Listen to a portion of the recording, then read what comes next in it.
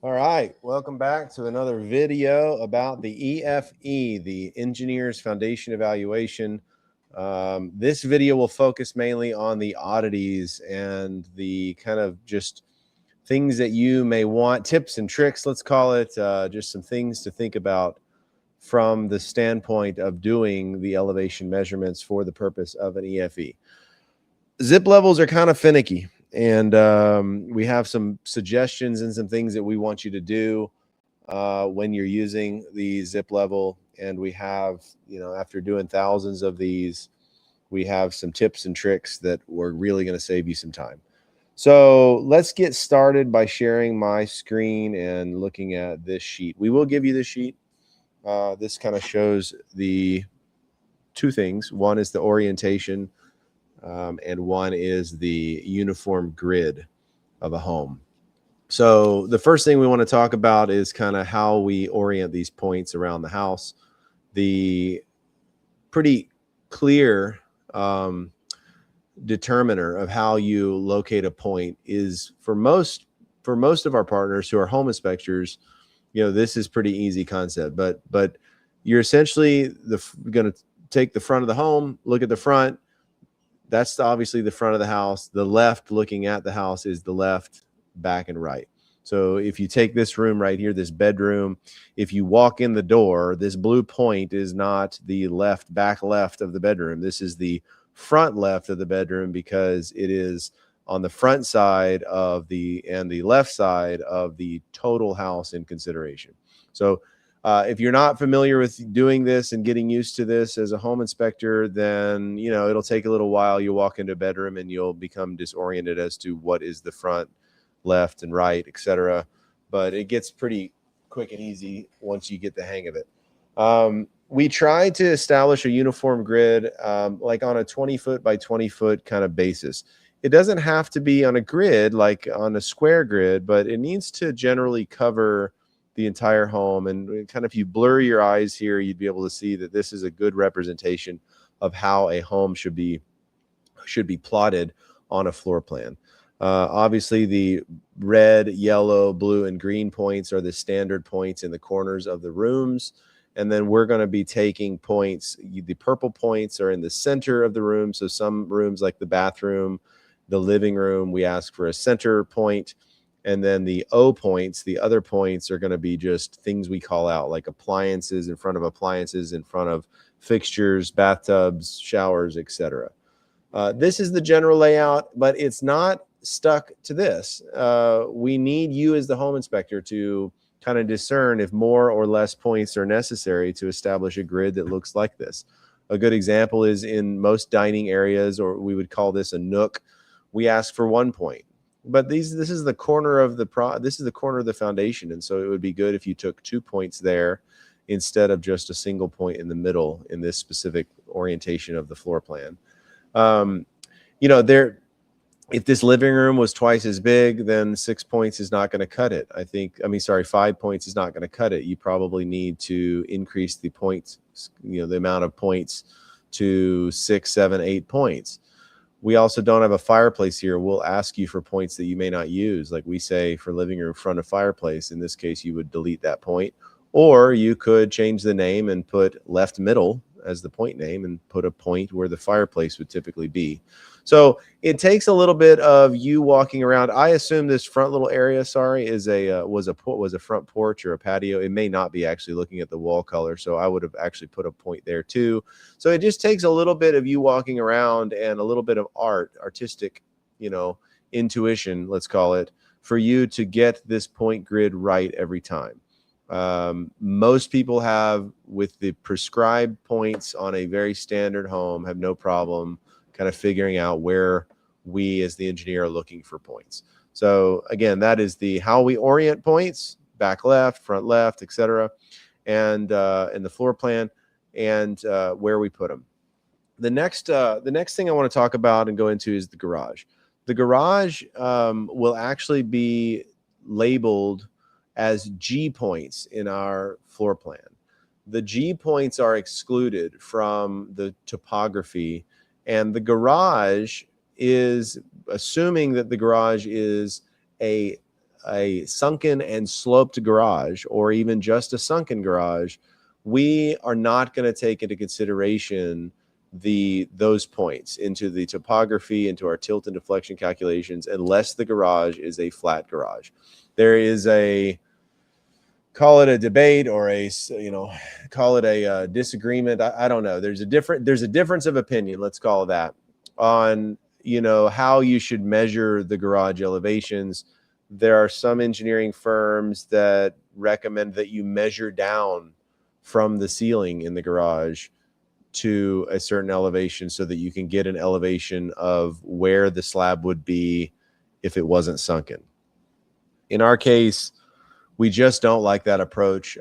First, the ceiling's not flat, so to measure down is difficult. Second, it's actually pretty difficult to measure down and to get the measurements correctly at the right elevation that they should be. So what we do is we remove, you'll see little G indicators in the areas of the garages.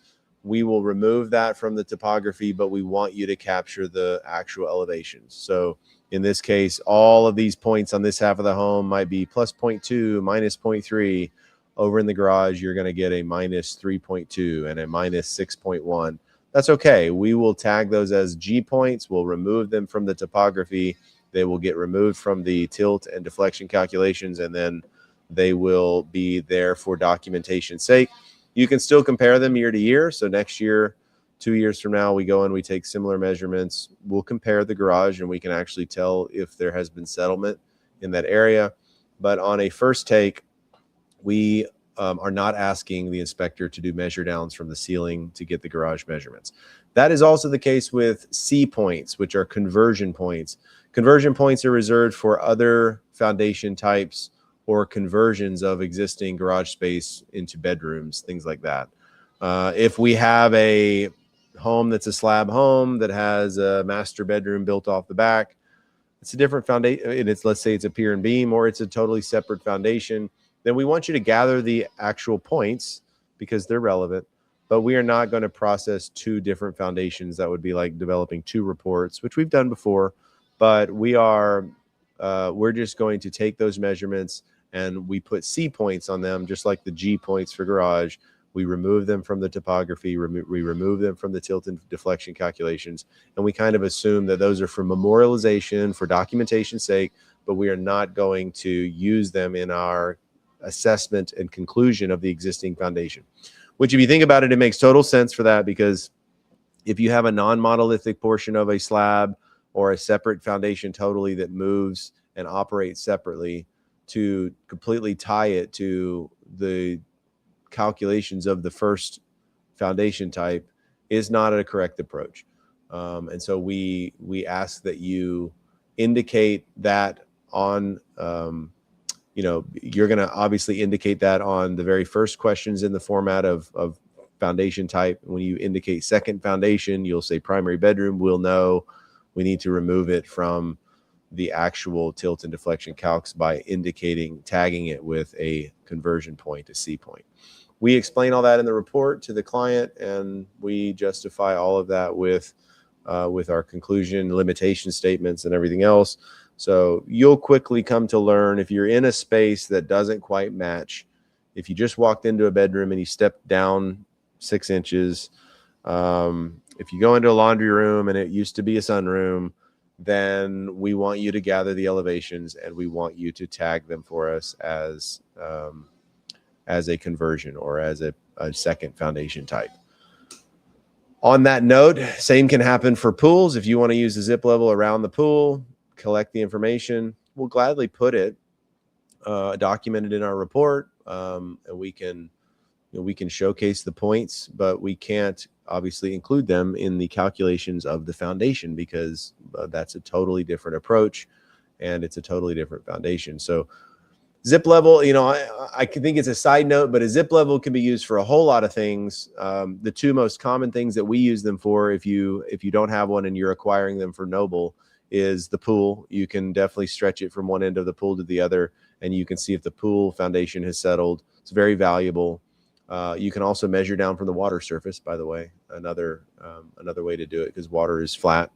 But you can also use it for some stormwater related stuff. You can tell if parts of the patio are lower than other parts. That's not super as valuable, but it is useful sometimes. But the other way to use it is with beam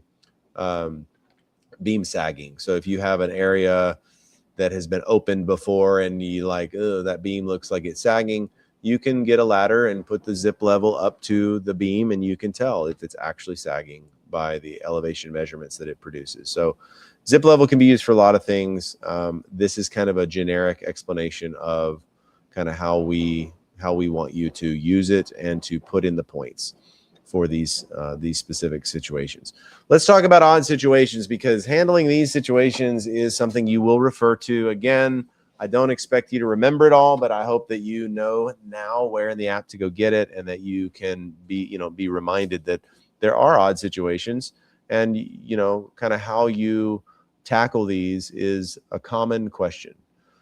What I hope you get away from this is that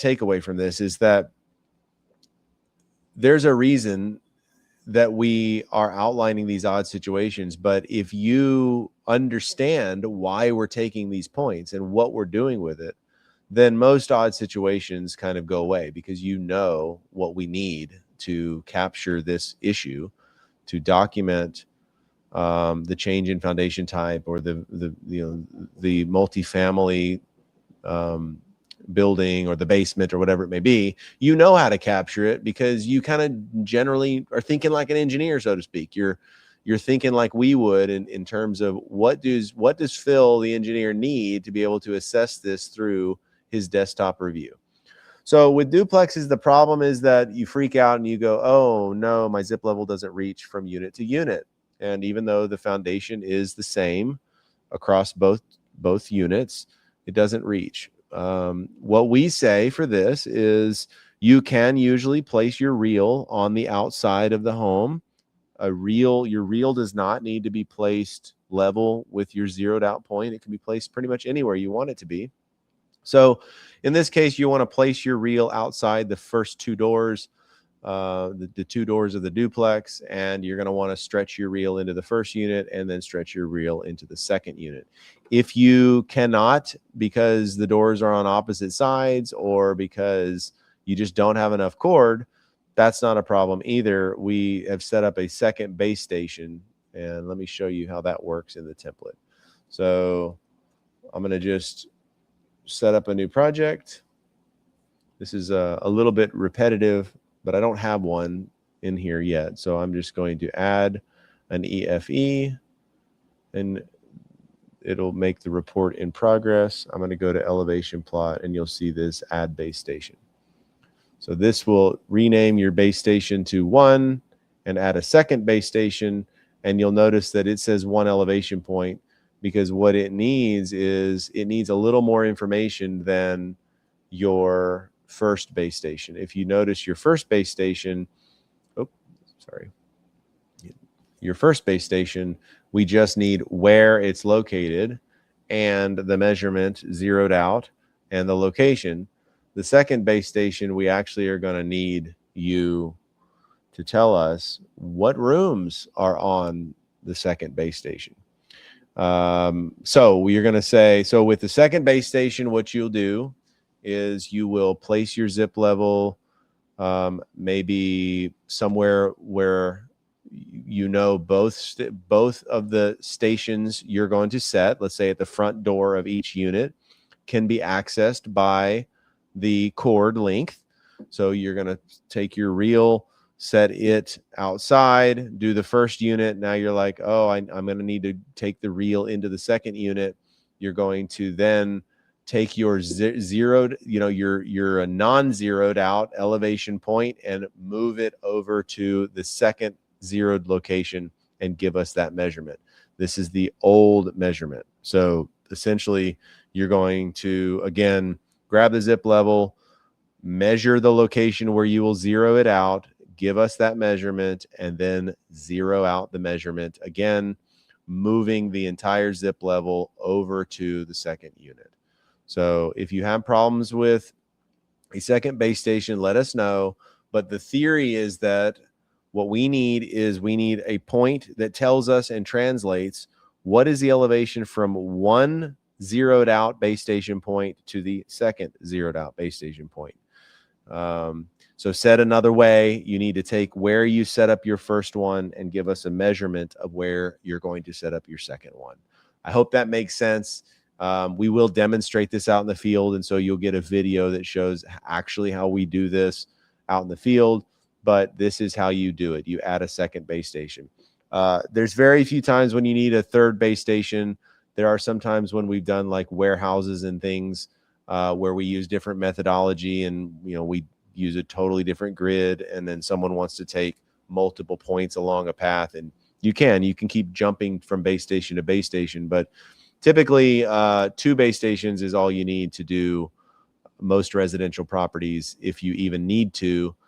If you're into 3, you probably are getting into commercial and would probably need to run it by us first before we even approach a third one. Basements. Basements, the thing about basements, people get confused by basements. They go, a basement is, if it's a finished basement and it has a concrete floor, that's the foundation. And in actuality, a basement floor is not structural. It's semi-structural, right? It's a small sleeper slab, let's call it, and it's really there for the flooring of the basement, the finished basement floor, but it's not really what's holding up the house. And so when we talk about what is the foundation, well, we're talking about kind of a skirt wall foundation, a wall, let's call it, a ring of walls around a central location where the house sits on top of those walls. So if you're thinking about a basement, it's kind of like a pier and beam home almost. So there are odd foundation types that are a mix of all kinds of things. You hear the term piling, and you clearly hear the term pier, and we have micro piles, and we have all kinds of different types of support structures. But if you are in an area with basements, just know that the floor that we want you to measure is the one sitting on top of the basement. And in some cases where the basement does not cover the entire home, we have to have you make a determination as to whether or not a basement is areas outside the basement, if it again doesn't cover the entire floor, are those a different foundation type? Sometimes they are. In fact, my sister's home, she's got a basement. She's got basically a deck structure built on top of the basement. So it's almost like a true pier and beam setup. Not pier and beam, but you understand that there's a decking built on top of the basement. And then around the basement is a poured slab. So that's 2 different foundations, and we don't want to connect the 2. So you have to do some investigation, but basements are not the structural element that we're looking to gather. So on a real basement, home, you're going to walk in. Chances are you're going to take elevations of the entire basement. I'm sorry, of the entire first floor. You're then going to go down into the basement. You'll do condition assessment like you would a normal home. You'll take a look at the basement walls. You'll take a look at all of the visual information and cues that can be gathered from the home. And then you're going to, when you scan the home, just like any home, we scan the entire home.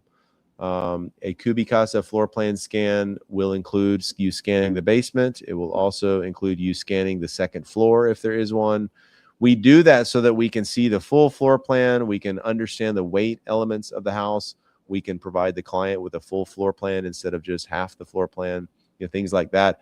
But ultimately, the floor plan scan for a basement will also tell us, does the basement extend to the full outside extents of the entire home, or are there 2 foundation types? Because if the basement is smaller than the floor plan of the main finished floor, then we kind of know that there are likely 2 foundation types. Or if there's not 2 foundation types, then why? And we'll start asking those kind of questions and looking into proving that up. Okay, overly large structure, you may understand where this is going. An overly large structure like a mansion is going to require possibly a second base station again. It doesn't require me to go into the template and show you, but a second base station is just a movement of the base station elevation from one section, from one area, one zeroed out point to another zeroed out point. And essentially the only thing we need to do a second base station again is the elevation difference between one zeroed out location and the other zeroed out location. Location of the reel never matters. We never care. Engineering, we never really care about the location of the reel itself. You need to put the reel in the area that gives you the most extent around the house. And so for a mansion, you're probably going to want to locate the reel in the middle of the first living room, do all the points on the right side of the house. Then you're going to want to take your zeroed out elevation and run it all the way to the second living room, decide or take a document, a picture of that second elevation. Let's say it's 0.5 inches. Then you're going to want to move your reel over to the second side of the house and zero out your reel for the second move at the same location you took the measurement, 0.5. Now Noble will know, now I will know that the difference in elevation between the left side and the right side is a ½ inch, and all measurements on the left side of the house on this mansion need to be adjusted by a ½ inch to account for this fact that we moved the base station. Moving a base station is probably the most complicated thing about an EFE, and it's not frequent that we have to do that. But when you do it, if you mess it up, it can cause half of your measurements of the entire house to be wrong, or it can cause us to not be able to locate or feel good about the measurements that you're getting. Sunken areas of a home.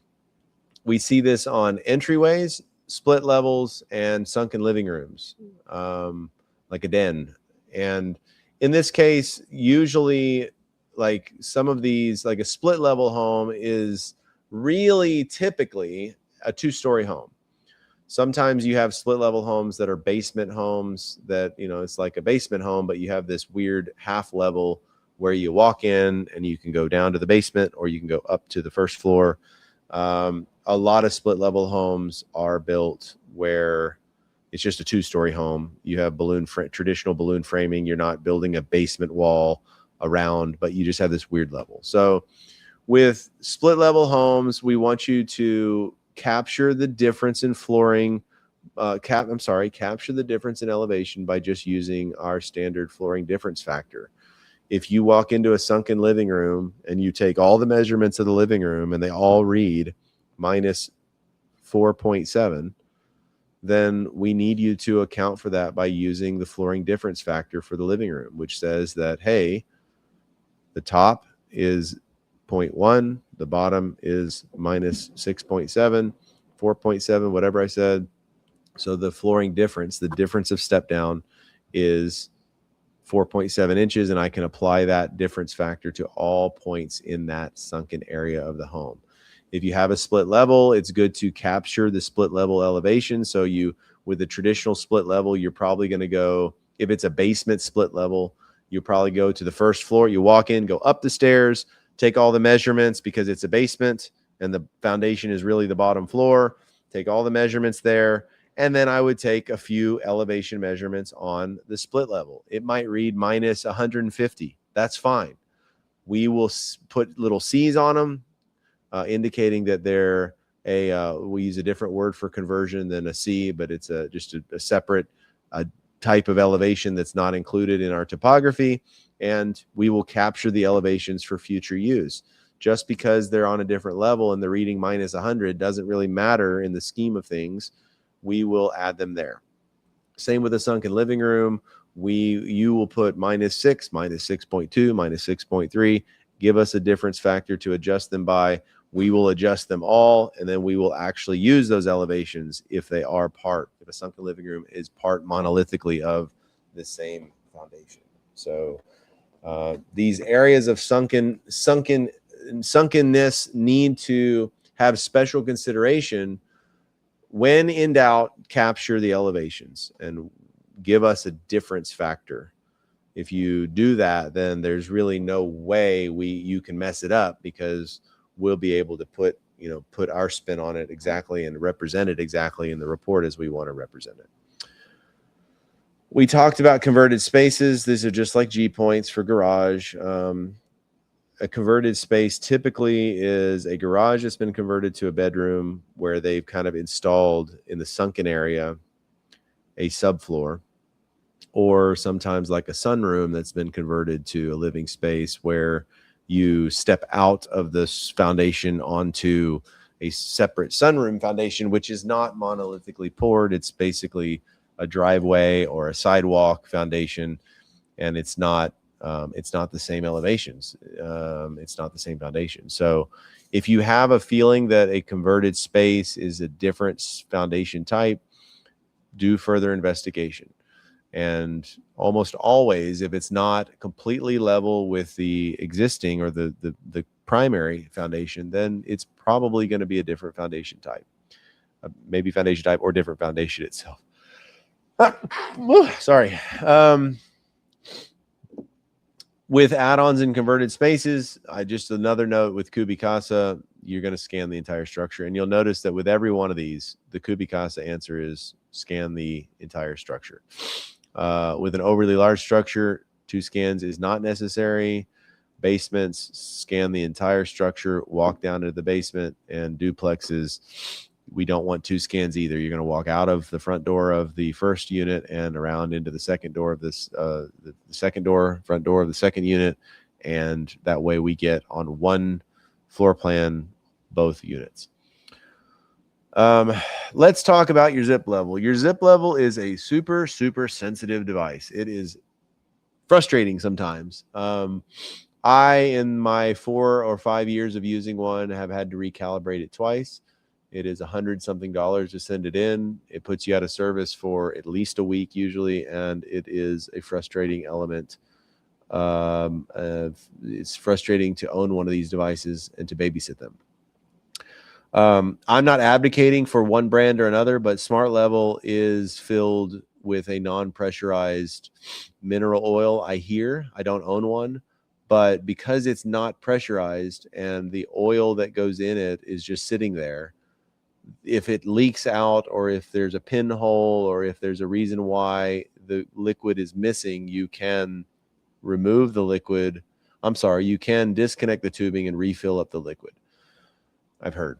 So with a zip level, though, the tubing is pressurized. So you can't really, if there's a leak or some kind of problem, you can't really fix it yourself. The only way to fix it is to send it in to have it recalibrated and pressurized with the tubing. So keep that in mind and consideration. The Smart Level is probably 10 or 15% more expensive than the zip level. And I think they only have options for 100 feet or larger. So the zip level can be even cheaper because you can get it in the 75-foot length, which is fine. We do the 75-foot length. That's fine. No problem. Of the hundreds that I've done or seen done, using a second base station on a residence is very uncommon. If you think about it, 75 feet gets you 75 feet in one direction, 75 in the other. That's 150 feet total coverage.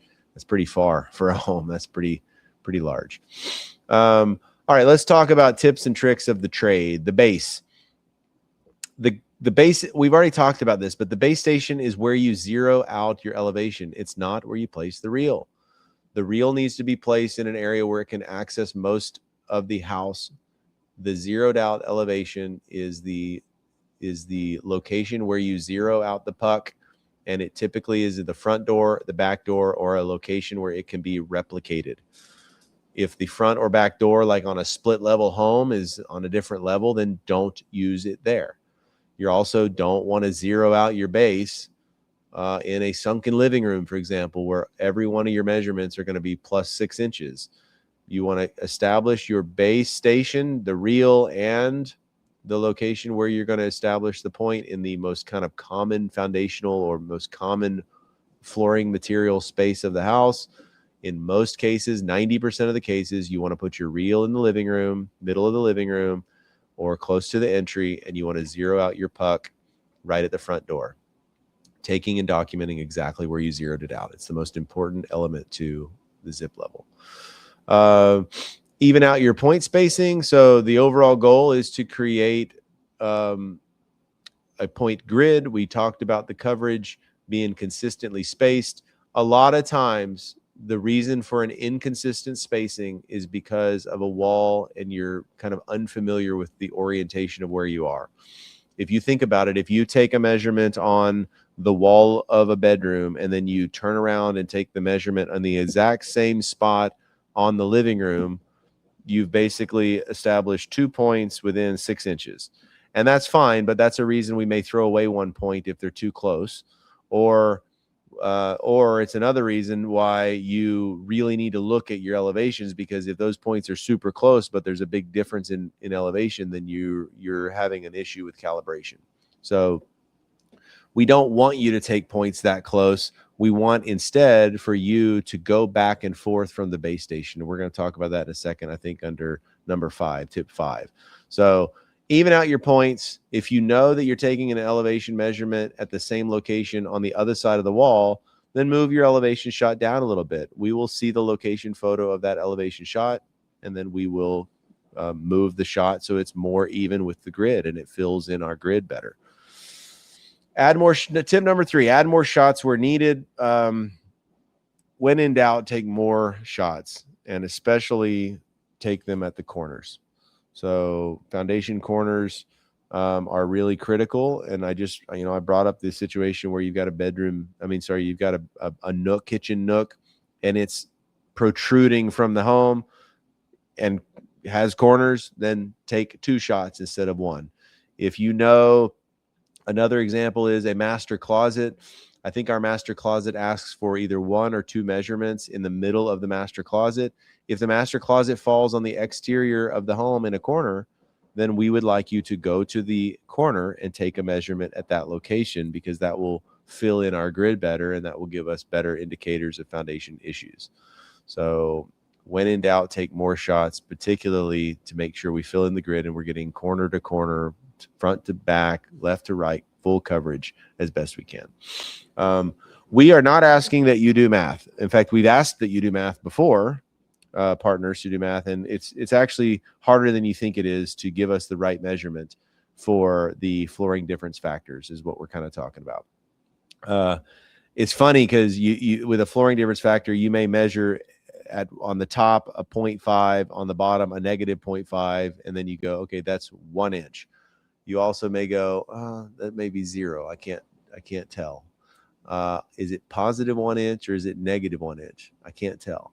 So you'll let our team determine if it's positive or negative and what adjustments to make to the elevations, because we know really quickly, and we do it time in, time out, adjusting for flooring difference factors. So you give us the top, you give us the bottom, and you take a location photo of the threshold. Don't worry about doing math. Rechecking is very important. When your zip level becomes uncalibrated, it will start to blink the word calibration. It will start to blink the word cord. Or sometimes if you step on, or a pet steps on, or a client steps on the cord, it will read incorrectly because it will build up pressure in the cord and it will give you an incorrect measurement. So what we like to do is zero out your elevation, go run about 5 points, go back to the 0 point, place the puck in the exact 0 point that you had it, double check to make sure it's still at or around 0. If it's reading plus 0.1, maybe that's okay. Hopefully it comes back down. If you're at like 0.2, 0.3, then something's wrong.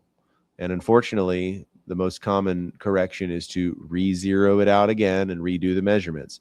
So we really would like you probably to go back and forth on a normal size home at least 3 times to make sure that your calibration is correct and that you're giving us good, valid measurements.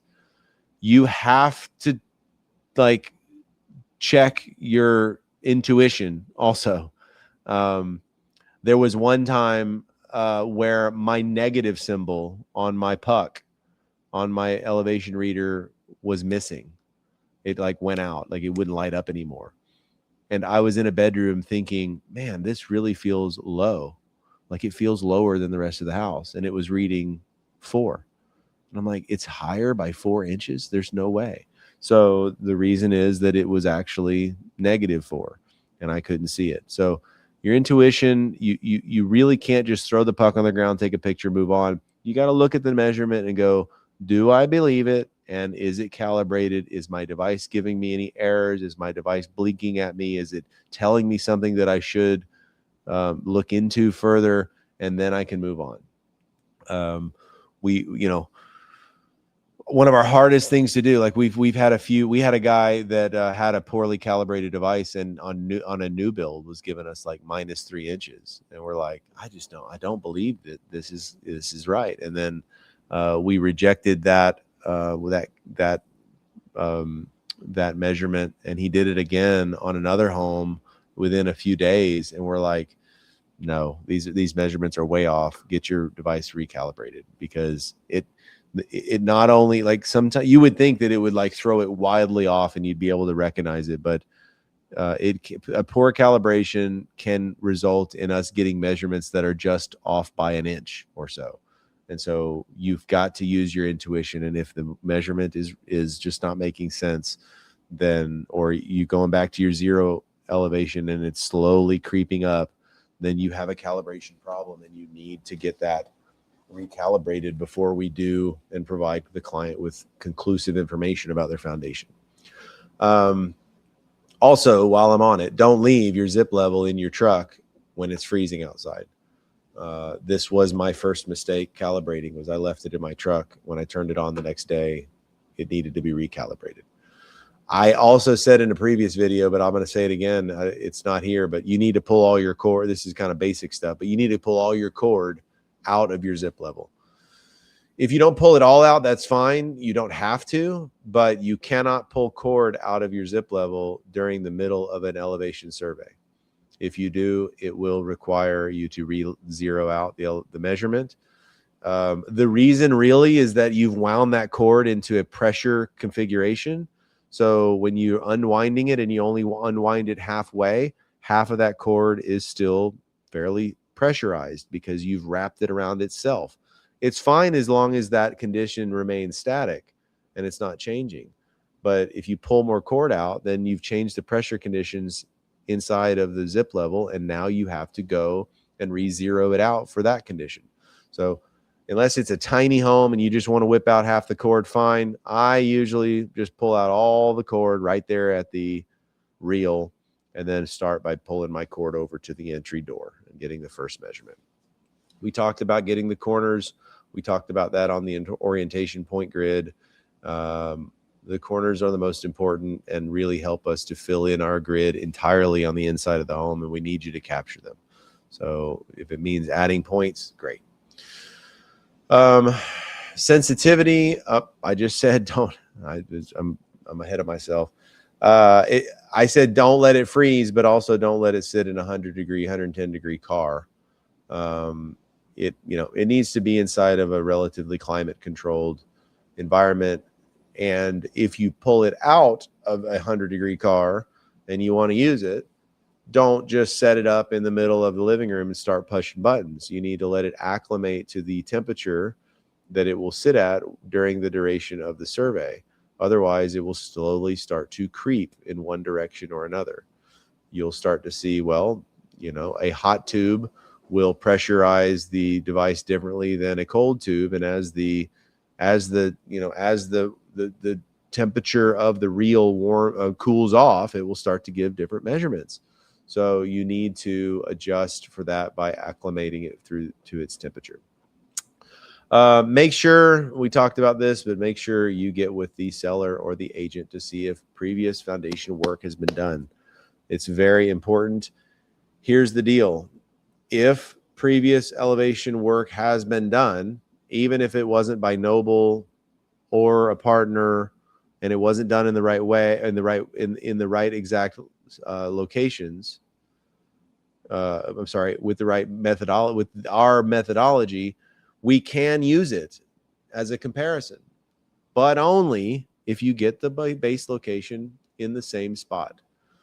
And that's not exactly true. There are translations of base stations that we can do in some cases, and we can make approximations for certain things by nearest neighbor point, things like that.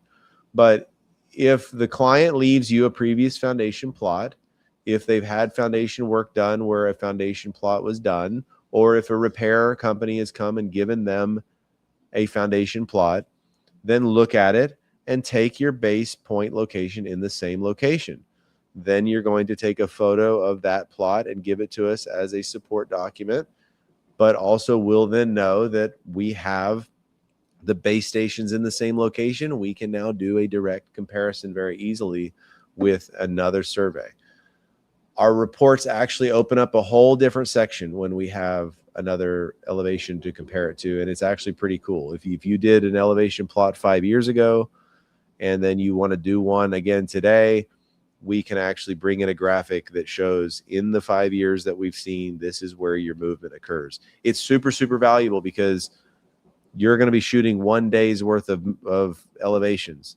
And so we've seen many times where half the home looks like it's settling, and then 5 years later, we do another, not five, maybe 3 years later, we do another elevation plot, and we realize that only a quarter of the home continues to move. Half of that house, half of the house, or half of the area that was settling rather, has stopped settling, and we no longer need to fortify it. So it can be a great tool to use for localized repairs, for making sure that we're using our dollars in the best way. If we can get 3 points on a graph that show a trend on where we're going. And so old foundation elevation measurements are super valuable to us as the engineer, and we want to make sure that you capture that if you can. With that, I think that's all we had to talk about for now. And I'm going to show the next video will be how to do the Kubi Casa floor plan scan for us and how to submit that to us. But I appreciate your time, and thank you much. Bye.